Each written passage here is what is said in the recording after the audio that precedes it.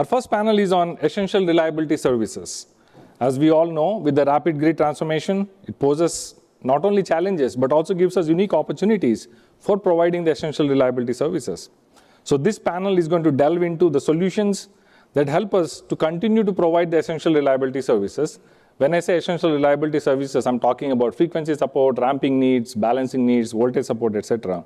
Of course, they are needed to keep the lights on. So this panel will be moderated by Fred Huang, who is the Director of Operation Support at ERCOT, Julia Matevosyan, who is the Chief Engineer, Energy Systems Integration Group, ESIG.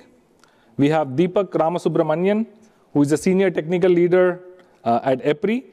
We have Sirajul Chowdhury, who is the Principal of Power System Technology at California ISO. Welcome, folks, on the stage. And Slido is live, and you can keep the questions coming for the panel. We will select some of those questions to ask the panelists. All right? Thank you. And viewers.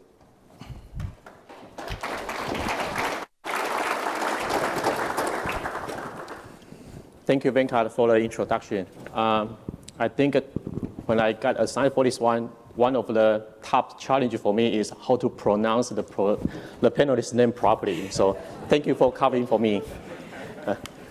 So I think, as you know, I think in the US, many regions, including ERCOT, experience various stages of the grid transformations. I think one of the key challenges or key changes is the resource mix. And the resource means from the technology perspective, as you can see on probably the next slide, is looking at interconnection queue. I think all the new generation resource in the last 15 years, we get a significant growth of the, I would say, inverter-based resource, such as wind, solar, and the batteries. I think looking into the future for the queue, according to the Lawrence Berkeley National Lab, the 2024 report, it indicated in the connection queue we have currently in the US nationwide, it reached to 2,000 gigawatt capacity in the queue under the study. Obviously, not all of them will be built, but that's really show the interest. Among a huge amount of the capacity, 95% of those capacity are inverter-based resource, wind, solar, and the batteries. That just show the trend, the grid is changing and the kind of evolving in the last 15 years, and definitely expect to moving forward in the future. So the grid is changing in a way from the synchronous dominated one, potentially at the time when wind is blowing, when sun is shining, the synchronous machine on the real time may be declined. So how can we ensure, along with those resource mix, we still have a good reliability, essential support for the system? So I think one of the key is at ERCOT, reliability is always our top priority. So we always try to identify the ways to ensure, along with all this transition, how we can have the necessary essential reliability services to maintain a security, stability, and ultimately our reliabilities. So today, it's my honor to have three panelists to join us, share their expertise, their comments, and their experience around the nation and the US to show what's the essential reliability service impact in this great resource transition happening right now, and likely it will continue to move forward. So without any further ado, I think I would like to start with one basic but very important question is, what's the difference between the new technology such as wind, solar, and the battery, we call it inverter-based resource, versus our traditional synchronous generator-dominated grid? So what's the impact to them, and what can they do, what can others do to support the system? Maybe I will start with Deepak. Yeah, so to a certain extent, the main difference is an inverter-based resource is a computer. There's no simpler way of saying it. You have a machine that gets connected to the network, you have masses of metal, you have magnetic properties, you have Newton's laws of motion, all of the physics and mechanics that we have learned of. That's what governs the way it operates. An inverter is a computer. You tell it what to do, it will do it. You don't tell it something, it won't do it. So you essentially have to, I think of it sometimes as I have a 5-year-old nephew, and I have to tell him everything that I want him to do. And if I don't tell him something, sometimes he has a mind of his own, he does what he wants to do, but that's usually never what I want. And that's what happens with an inverter also. We've seen events happening.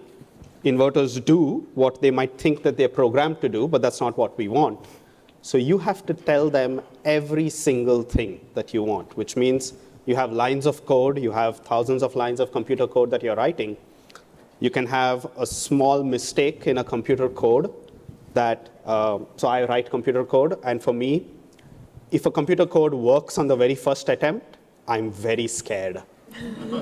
Because I have no idea what I could have written wrong, and if it's working, that means something is wrong. So a computer code not working in the first attempt is always good. But with an inverter, that's the exact thing, that you can have so many different nuances that you might miss when you're writing code, or you have never thought about that scenario to test.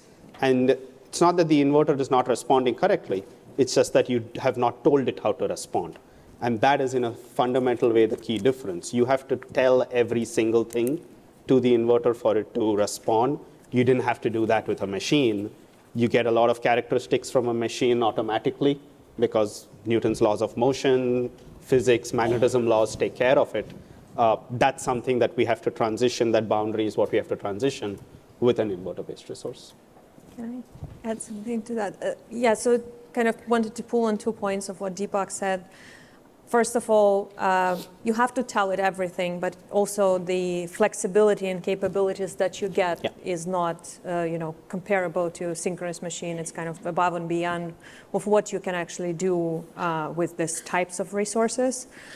So that's one thing, but also think about that we had like more than 100 years to figure out how synchronous generators work and to design a system around it. And now we have designed a system around it. Now we have this relatively new types of devices that have been around for 20, 25 years. And we want to make it faster, and the capabilities are changing every year of what they can do. And so the pace is much faster, and we need to catch up with what's happening, and we don't have 100 years anymore. Yes, as Deepak very eloquently said, that the computer science and the logic. As a matter of fact, I was in a control room in California ISO, and I was looking at our AGC, and we saw a huge frequency swing all over the place. And we couldn't figure it out what's really happening. And we turn off our AGC, and still the PMU was showing, and our frequency was going all over the place. Then we find out after 4 or 5 hours later that which resource is actually causing this type of oscillation. So, and another funny thing happened is the telemetry went flatline. Telemetry was not showing anything, so our graphs was not showing anything, but we are seeing oscillation going on all the way to the BC Hydro from California, Southern California.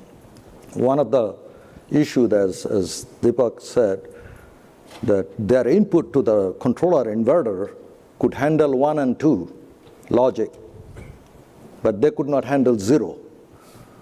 So when operator selected bus 1 or bus 2, they did a partial selection, they didn't select it right. So it went with a 0, and inverter was going charge and discharge 250 megawatt continuous basis. And it was a huge issue from the operation side. And it took us a while, so I was asking why it took you so long, because there is no human being, it's remote. So bottom line, what I'm trying to focus here is it's all about software. It's not about machine inertias like a traditional synchronous generator has. The different fault currents, it behaves differently. It is just like moving from traditional cars to electric vehicle without engine. So we are learning a lot of things in hard ways. We have 4 or 5 events, similar type of issues that we have been experiencing. So as both gentlemen said, it is all about software, and we are learning in hard ways, but it's challenging. It's giving us opportunity to learn more. Thank you. I think just as a follow-up with that kind of introduction is, so in this kind of transition is, I think from operation, my major task is try to ensure that the grid is secure and reliable all the time. So in this transition, I think we talk about what kind of service as an essential reliability service we need, regardless is what kind of generation fleet we have in the grid. How can we make sure we have sufficient reliable support to maintain a system reliability and security? So maybe kind of at a high level, kind of, if the panel can kind of jump in to see what kind of essential reliability service we are talking about, and how this kind of technology trend they can continue and be capable of support those needed service. So when we look at the services aspect or the reliability that we want on the system, we like to look at it, there are two periods or two eras. So there's going to be one era where you have both machines and inverters that are going to be present on the system. And there's probably going to be one era in the future where you have only inverters. Now there is a chance that the reliability services that you need for this combined era can be different than the reliability services that you have or need in the future era where you have only inverters.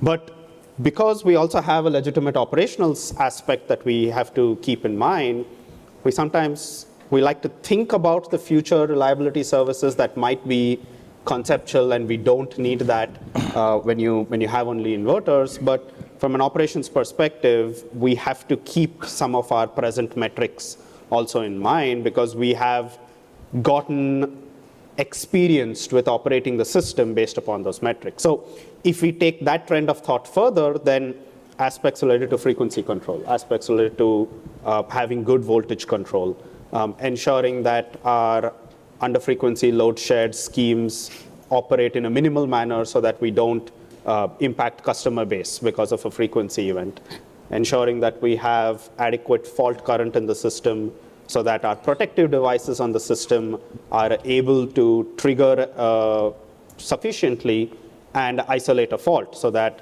personal safety is maintained, so that we know what's happening on the grid. Those are some of the few things that immediately come to mind when we talk about essential reliability services.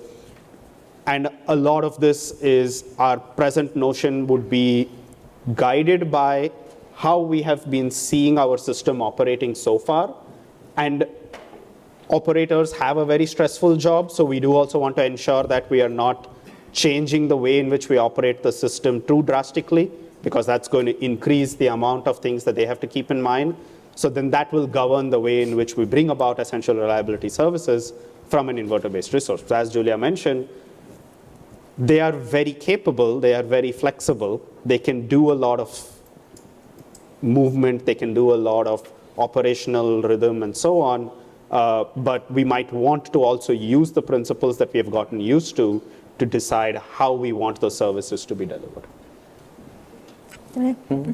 Yeah, again, wanted to pull on two things, somehow, always two things that I have. So one of the things I guess worthwhile mentioning is a black start capability, right? So like as you're starting back and restoring the system, I think that's going to change of how we do it, because if we're going away from those large synchronous machines providing black start capability towards inverters, there is shift in paradigm that you maybe don't need this huge machine to start the system and start restoring, but maybe you can start with like single inverter, start other small inverters and gradually build the system back. So that, I think this will change how we do it.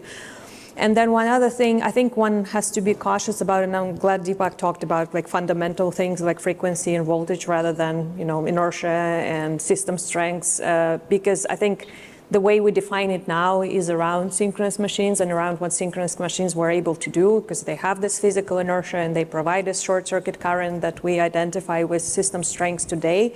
But as they're going away, these metrics will change, and on what we use to describe system strengths or inertial type of response will be different. And we need to take a step back and think about what system really needs. Like, what are you trying to achieve in what time frames, and kind of go back to basics and redefine those metrics. This way, we kind of make it open for flexibility of inverter-based resources to provide services. Yeah, from our perspective, we have right now about over 10,000 megawatt of storage. That's in our queue, and recently we have crossed about close to 8,000 megawatt of storage. And from 158 storage devices live that we control, and we are moving from traditional resources in our automatic generation controls in the control rooms and in our markets more towards the storage because of the flexibility, because of the, it comes with a price, but it is fast responding resources. So on that perspective, we need good incentive for storage product to develop and research and close the gaps and fast track in the standards. We need a lot of moving fast track initiative that we need to design some market rules, some market incentive for them to have a financial gains and encourage them to develop something which is environment friendly, even though we have challenges, but it is an opportunity for us. So I think from the perspective of developing new product and bring grid reliability services, especially the cessation, momentary cessation that we have experienced, loss of 1,100 megawatts just like this, and we had a huge event that because of the momentary cessation. So all the settings stable, analyzed by the distribution systems is different than when it comes to a transmission systems. So all the modeling setups, how we do the settings, how do we do the modeling is the key initiative that we need to focus. Okay, thank you. Kind of quick follow-up with that one. So I understand the system is changing and the essential reliability services and the need may also change as well. Has any been like an industrial discussion or established methodology based practice on how can we identify what do we need from that perspective, how to quantify, and what are the potential way to obtain that support? So there are, and Julia also knows about this. So there are few activities that are going on, and like one example that we can think of is in UK. So National Grid in the UK, they have different market-based mechanisms with which they have tried to procure different kinds of essential reliability services. So looking at it from a technology agnostic perspective, but defining exactly what they want, recognizing that you may not get everything that you want within one round of procurement. It might be different procurement schemes that you have. So that is something that we can look towards. There are some activities that we have going on in ESIG that are looking at trying to understand what does the future system need, where does it need it, how much of that is needed, who should provide it, how can they provide it, and then if they can they really do it in a stable manner. So I think there are some activities going on from that perspective. One of the thought experiments that we looked at a few years back was looking at this from a scenario that if you go towards an extreme maximum where you have 100% inverters, then does the notion of frequency as we know it today change? So would you still require a frequency response the way we know it today? Or as Siraj mentioned, things can happen like this with an inverter. So which means that potentially a large event occurs, but an inverter reacts so fast that an operator doesn't see a change in frequency at all. So it's a large event, but there's no change in frequency because the inverter has reacted so fast. So those are some of the ways in which we might have to also rethink the way we look at services for the grid, because there's an aspect of what does the grid need, but there's also an aspect of what can the technology do, and both may have to move in tandem. Mm-hmm. Yeah, sure. Yeah. So wanted to add, in 2014, I think I was still in ERCOT, and we were redesigning our ancillary services. And I remember Dan Woodfin at the time, he said, well, take a step back and think about what are we trying to achieve? What does the system needs? And kind of, again, like going back to fundamentals, you need to control frequency, you need to understand what boundaries you need to set on frequency depending on your generation mix, and you need to control voltage fundamentally. And then if you're going into longer services, there is this, you need to have sufficient amount of energy to serve customers, and you need to have black start capability.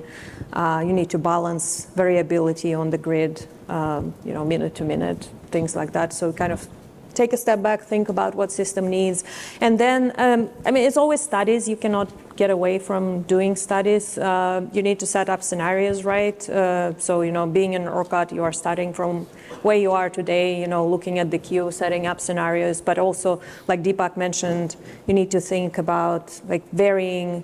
Within a day, you can get a variance from having really high inverter-based penetration to really low. So I think we're getting closer to making it more dynamic. The essential reliability services, the procurement will be dynamic from like hour of the day, and maybe you're doing it day ahead, and you need to revise what you need for the next day depending on how day plays out.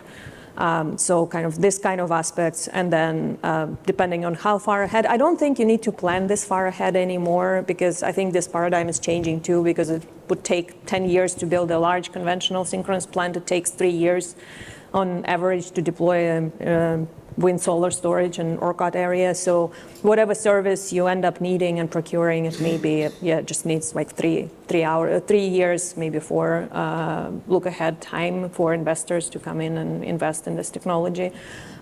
So kind of look this horizon out and see what resources are coming, and like Deepak mentioned, what resources can provide these services, but also what generation makeup you can get on the grid. So studies. And there is an aspect here that this flexibility, there is to a certain extent a downside to it. That when you have machines, you have to a certain extent one side is bounded, right? Because the characteristics of the machine you cannot change. So a machine deployed in California ISO territory is going to have similar characteristics as a machine deployed in ERCOT. Is going to have a similar characteristic as a machine deployed in PJM or MISO or somewhere like that. So the way in which you define the services of the system, you have that one side which is contained, or there's a boundary. What happens with inverter-based resources is, because there's so much flexibility that you can leverage, it's not necessary that what California ISO may need as a service is the most efficient as what ERCOT may need as a service, is the most efficient as what National Grid in the UK needs or Australia needs, and so on. There are still some broad strokes governing principles that we can use, but the capability to have more efficiency has increased, which, while that is a good thing, brings with it the aspect of studies. That you want to have more efficiency, but that means that you have, in leveraging that capability, you have to have more insight, more analysis that may have to be carried out. Thank you. You want to weigh in? Well, for us is mainly the flexible resource product, right? That we need to offer a product which can be elastic as the intermittency come. Like we have 8,000 megawatt ramps on the sunrise in 3 hours, and over 19,000 megawatt of ramps in 3 hours on the load drops, right, in the sunset time. So if you can see the sheer drop, and our net load in April 20th was 248 megawatts only. So you can imagine we had over 50,200 megawatt system. Net load is nothing but your conforming load minus the solar and the wind. It dropped to 200, so it became a duck curve. Majority of the people already know what duck curve look like in the industry.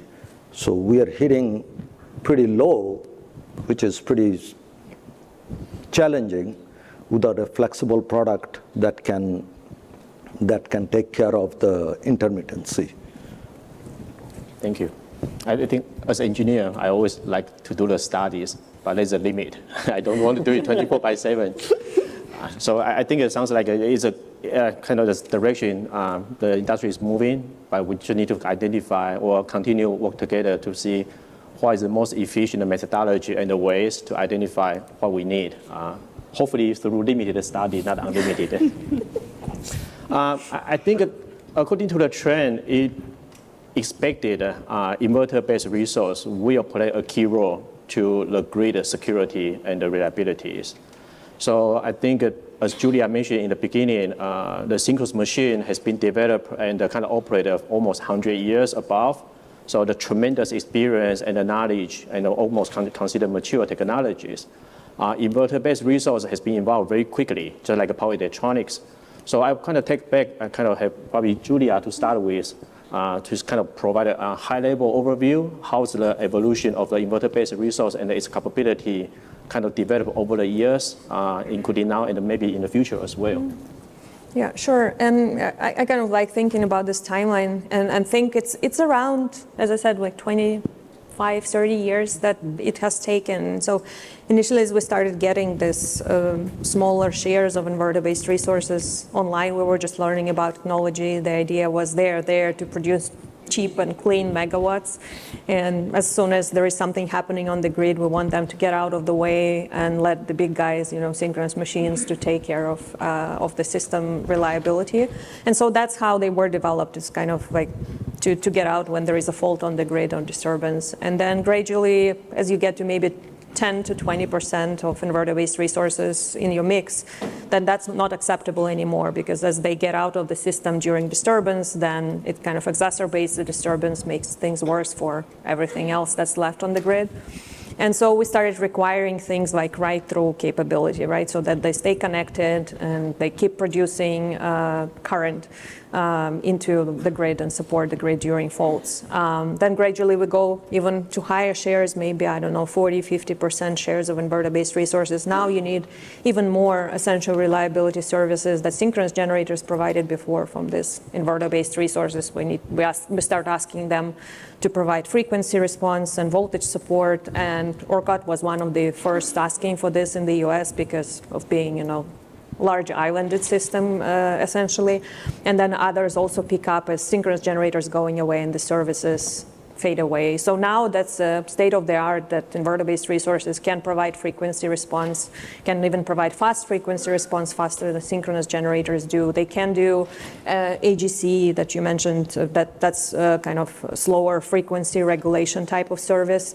They can do that as effectively or even more effectively sometimes than synchronous generators do, can provide voltage support nowadays. So I think we reached this level of maturity and where state-of-the-art inverter-based resource, if produced and installed mindfully, can do all of these things. Yes, disturbances happened recently, and this is more of this like kind of coding errors, what Deepak is saying, or some kind of misunderstanding of how you should integrate these resources. But state-of-the-art technology is there to provide this kind of essential reliability services. But now, as ERCOT reached more than 75% now in instantaneous from inverter-based resources. So we are now really high shares of inverter-based resources on the grid sometimes. And so they need to do more. As we're progressing towards less and less synchronous machines now, this services that synchronous machines inherently provided before needs to be provided by inverters. And so we are getting into this more advanced capabilities of inverters where they act as a voltage source and provide some of this very instantaneous, very fast support to the grid that synchronous generators have done before. And again, like Deepak said, there is more flexibility of how you can do it, but it needs to be defined and then implemented in technology. It needs to be done. The first steps have been taken in that area, and there are commercially available inverter-based resources that can do more of these advanced capabilities. And I'll name grid forming here. I know Deepak doesn't like the term. So, there is a term that kind of collectively we use to call this advanced inverters that are kind of different from present-day inverters that we have on the grid, and that's grid forming. And so this is kind of like new types of inverters that are coming in, and they have new advanced controls. There are commercial offerings, as I said, primarily in the battery. It's a lower hanging fruit because it already has storage. It needs immediate kind of access to storage capability to provide services, and in battery you already have storage. But it can be done also on solar and wind inverters. And so I think that's where we headed. It's not that all inverters need to be advanced and grid forming, but there will be a need for certain share of inverters that have this capability. So if you're paying attention, I hope you are, sorry. and it's, so Julia actually worded it very nicely, but very carefully. So I learned. so as she was talking about the services, when she was talking, she said they can do it. They can do it doesn't equal to they are doing it in the system. Mm-hmm.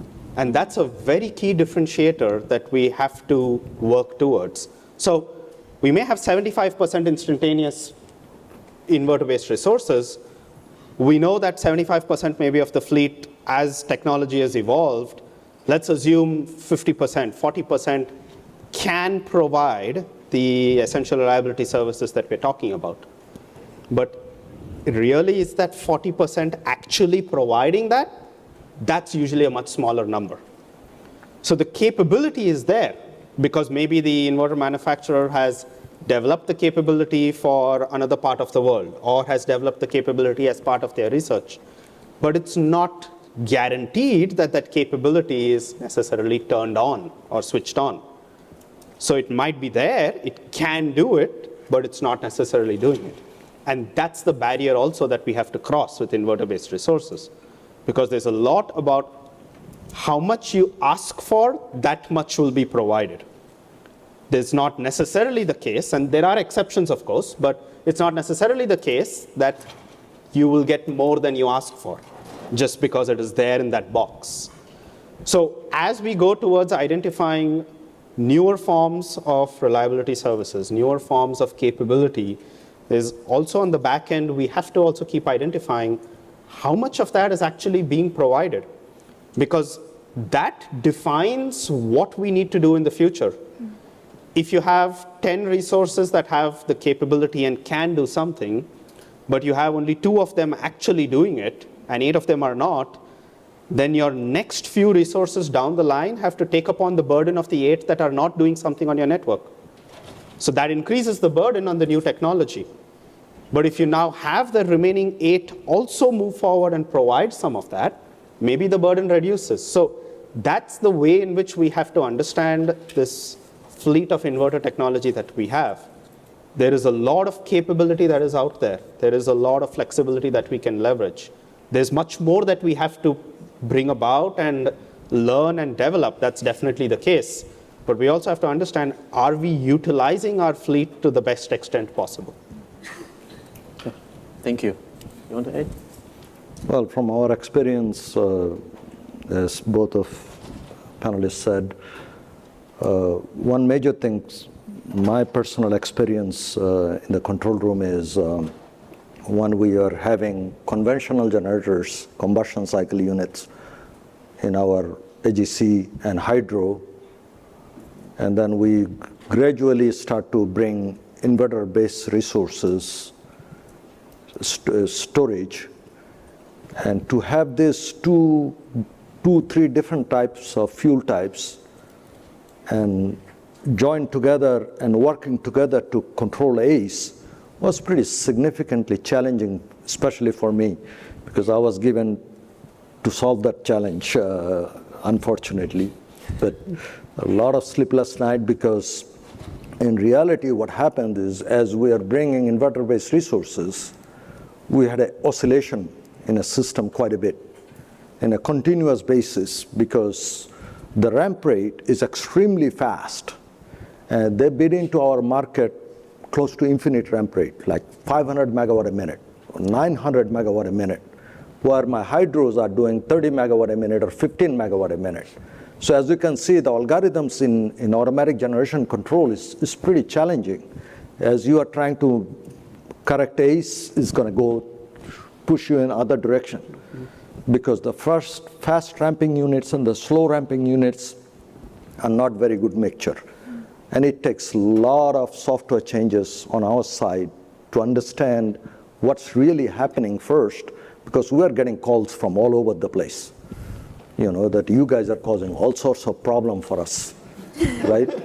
You are going to have a blackout. You're going to have, you know, you're causing, we're going to continuously, so we have so many challenges overnight and weekends and weekdays, sunrise, sunset.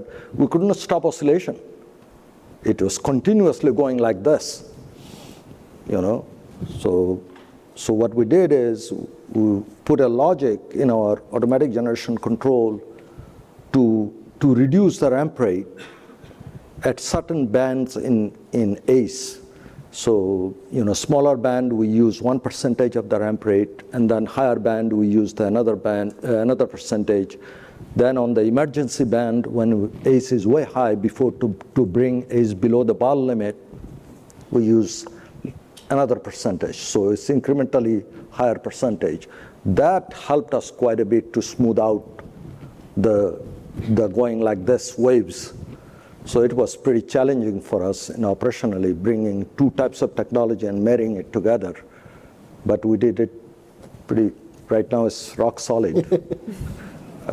One thing is we hardly find any conventional generator in our AGC.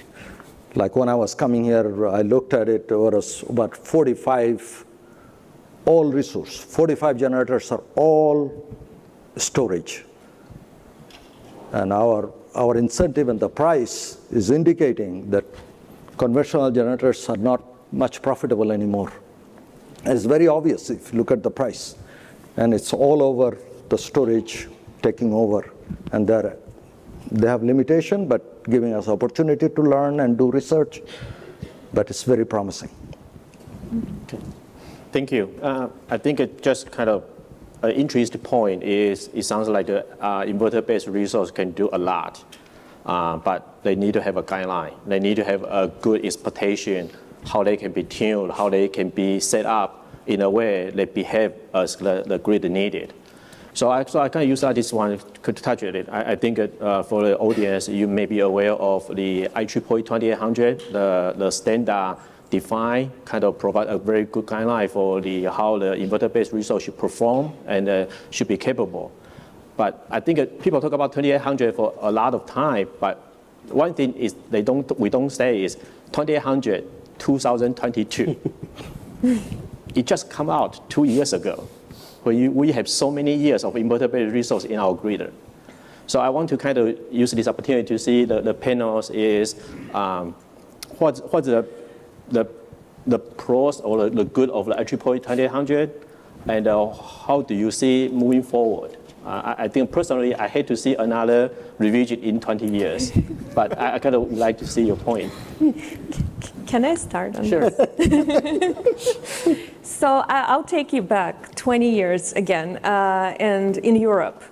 So actually I started my career at reading grid codes for inverter-based resources, and at that time in different languages, not even in English, trying to compare and see. That was at the start when people started requiring of like performance from inverter-based resources. So it's been 20 years. In Europe, these codes developed over time and evolved over time, and there were revisions. In each country, there was a revision every year almost, because they learn something new, they need to put it back. They learn something new, they need to put it back. In ERCOT, I think the low voltage ride-through started in 2008. Mm-hmm. And so gradually it also developed. When I came to the US and looked at what requirements here, I think ERCOT requirements developed earlier than some other areas because you were seeing more inverter-based resources. on the grid. In other areas, even now, it's very rudimental still. It's kind of like very basic requirements that, in ERC standards are high level, minimum performance standards, and there needs to be more. So I think US is kind of late in the game, but the benefit of this is that we can learn from European experience, and as I think Deepak mentioned, the manufacturers have developed equipment for these other countries that had requirements for some time now. They have developed it previously, and so they have capabilities that are maybe not enabled here because it's not required. But as we have now the standards, I think it's very comprehensive. I think it's based on the state-of-the-art technology today. It's been developed by big body of stakeholders and experts who knew what they're talking about, and manufacturers were involved, generator owners, developers, researchers. And so it's very good detailed standard. I think it's, in one hand, it's bad it's so late, but on the other hand, it kind of takes in all experience that we already have. Will it stay like this forever for another 20 years? I don't think so. I think it's, as technology matures, as we learn some things, some details that matter to define in more detail, provide more specifications, we will have to reopen it again and iterate on it. But I think it's a good starting point right now for where we are in the US. And for the audience knowledge, the IEEE 2800 standard is not a mandatory standard. It's just standard out there. It takes for authority in the area to adopt it, for it to apply. And so ERCOT is taking steps on adopting some of the pieces of 2800. Other areas like MISO, New York ISO, New England are also taking steps right now. So yeah, we're working on it. So this one aspect here that we can learn a lot, I think, from the distribution system operation and the way. So they've had rooftop PV, DER units that have been there for decades now. And if you look at 2800's equivalent on the distribution system to a certain extent is IEEE 1547. So 1547, the first version came out in 2003, and I hope they're not following like a geometric progression or anything like that, but first version came out in 2003, then it got revised, I think, in 2014, and forgive me if my exact years are not correct here, but 2014, then 2018, then 2020, and now there's a talk of a new revision that is starting up. So the gap between revisions is reducing. That's also because we are learning much more about what these inverters can do, what kind of capability. We are learning much more about what is needed on the system. So that drives the revisions that are needed. So to a certain extent, this revision is inevitable because as we learn more about the technology, what they can do, what we want on the system, in order to have some level of standardized performance, we might have to have the revision come about.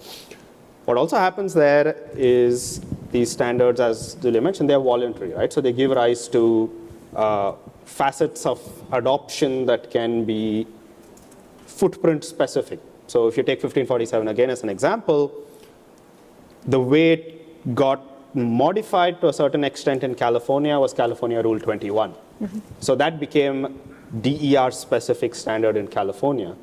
The way it got modified to a certain extent in Hawaii was Hawaii Rule 14H. The way it got modified in Australia was there's their own standard that comes about. So it may provide like a base architecture that can then be adopted in different ways, which is very important because although 2800, we think it has come late, which is maybe both a downside and an advantage. The advantage part we get to learn from other jurisdictions, but this voluntary adoption aspect allows for us to only take what we may want from the learnings around the world. So it doesn't necessarily mean that just because another region is doing something, we have to take exactly that for the region that we are studying. And the framework of the standard allows for it. So there is the good part that it brings about the standardization. There is, yes, the part that change in standardization does cause procedural constraints, procedural workflows that might have to change. But I think we can learn a lot from the way the distribution system has address this as 1547 changed, the corresponding certification from 1741, UL 1741, that also changed. Manufacturers played a big role there. The stakeholder group is large. So I think we have a lot that we can learn from. There is the experience that is available. But yeah, things probably would have to change for the better. Well, one thing, if I just may add, what this comprehensive standards are also good for is it tells manufacturer what capabilities you should build in. Yeah. It's maybe, if you don't need it in the area, you don't require these capabilities, but manufacturer already developed and built in this capability. So if you need it, you can get it. Okay. Yeah, for us, mainly as the standards are evolving, we are looking into closing the gap with our tariff language, right? So our organization has to find, how do I adjust our tariff and the rules and the settlements and all those, rules defined in our tariff, how do we close the gap as the standard coming in and is enforced? Thank you. I think probably use this opportunity to come back to say, okay, now we have a lot of inverter-based users already connect to, and there are various regions are in the process try to better understand, and may also even in the process to adopt the better standard performance requirements to make sure they behave as a system needed. But during the transition, I know event happens. Unexpected kind of performance kind of has been observed, identified, and shared region-wide and internationally. So I kind of want to take this opportunity to see from the panelists what are probably the most notable or ongoing, I would say, challenges, and what are associated best practice to manage those issues along this kind of inverter-based penetration in this stage. One of the challenges I would think of immediately is understanding to what extent we can design the equipment and foresee the behavior that we want, because a lot of the trips that we might have seen, it's not necessarily that we didn't know something like this would happen. There's an aspect that we can't study everything. So, I think one of the trips that happened was the inverter-based resource saw a sub-cycle change in voltage, which means that in your sine wave, you have 2 points that go above the boundary. And there is really no way you can try to study for that kind of an event to find out and identify what would be the system condition that would change. So there is a lot of uncertainty related with what we can study and what we would actually see on the system, not because we don't have the good enough models. The model might be the best model that you have, the most detailed model that you have, but there is so much more uncertainty related to hardware, related to maybe it's a freak measurement noise that you see in the sensor that causes things. So that is, to me, one of the main challenges that we have to try to gather around, that how much can we understand with a simulation model? How much can we try to close the gap with having good standard practices in terms of the design of the inverter, in terms of the design of the plant? What can we close the gap there? How can we bring in a little bit more understanding with respect to the uncertainty that is involved? So we know that we plan for trip of single resource in our planning criteria right now, and we know that we have to be reliable for that. How much does that have to change when you come to an inverter paradigm where there's probably a little bit more uncertainty involved with respect to the way in which these resources operate? So what kind of risk does that pose? So maybe having a little bit more of a probabilistic planning scenario in terms of rather than just a deterministic n-1 kind of a scenario. So that brings in a little bit more of a exercise that we have to do. To me, this would be top 3 that comes to mind in terms of what the challenges are and maybe what we can do with respect to that. Okay. Can I add? Sure, please. Yeah, so Deepak was talking more from the kind of system perspective, and I wanted to add a bit more from the developer/generator owner perspective. I think there are two pieces that are being overlooked and need more, not overlooked, but like I think need more work. On the front end, as you know, developing a plant, and on the back end when the plant is in operations. And so on the front end, more kind of due diligence and more careful work is needed around model validation of the plant as it's being designed, to make sure that you have tests of single inverters, that you build a model of the plant kind of carefully taking into account and including in the models as much as possible all the protective functions that are there in the plant, and not thinking, oh, this is protective function for the plant, it's not important for the model that goes to system operator. So kind of thinking from the system operator side, but while designing a plant, how this plant is going to operate. And then to make sure that the models that being used in studies are actually representatives of plant as it's going to be built. And then as the plant is commissioned and goes into operations, there are smaller events that are happening on each single plant. And I think it's kind of becomes a role of generator owner/operator to make sure that once they see these events on their plant, they actually follow through and understand why this event happened, why the plant tripped, or maybe part of the plant tripped. And I think if this due diligence is done, then maybe we see less of the smaller events. And this part, this like post-commissioning assessment and post-commissioning model validation and kind of iterating on the plant settings, this is not happening today, not widely anyway. And I think this is a big gap where we need more work. Okay, thank you.